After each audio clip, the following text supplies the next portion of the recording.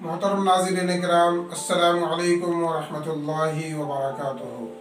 कासमी यूनानी health official में आपका इस्तकबाल है। नाज़रीन किराम, आज एक बहुत ही मुजर्रब और आज़मूदा नुस्खा लेकर हाजिर हुआ हूँ। ये नुस्खा पेट से मुताल्लिक़ है। अमराज़ शिकम में बहुत ही अच्छा काम करता है। ये नुस्खा दरअसल पड़ोसी मुल्क के एक बहुत ही नामवर हकीम तारिक महमूद चौगताई का है, जिसे मैंने बारहा आजमाया है, सैकड़ों दफ़ा बनाया है और बहुत सारे मरीज़ों को दिया है। ये दवा बहुत ही बेहतर रिज़ल्ट का हामिल है। ये दवा 6 चीज़ों पर मुरक्कब है। पहली चीज़ अजवाइन, दूसरी काली मिर्च, तीसरी ज़ीरा सफ़ेद, चौथी कलौंजी, पांचवी सुहागा और छठी चीज़ काला नमक। सबसे पहले सुहागा को बिरिया कर ले। सुहागा यह आमतौर पर ज़बाज़द है कि किसी अच्छी चीज़ के साथ कोई दूसरी अच्छी चीज़ मिल जाए तो कहते हैं सोने पर सुहागा। तो ये नुस्खा वाकई सोने पर सुहागा है। सुहागा को पहले बिरिया कर ले।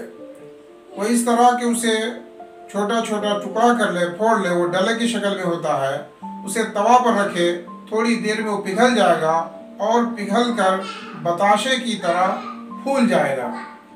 फिर उसे पीस ले और मज़ीद दूसरी तमाम दवाओं को भी पीस ले। सब चीज़ों को हम वज़न ले ले बराबर बराबर और उसका सफ़ू बना करके महफूज रख ले। और इसके फ़वाइद इतने ज़्यादा हैं कि पेट के तकरीबन तमाम अमराज पर काम करता है।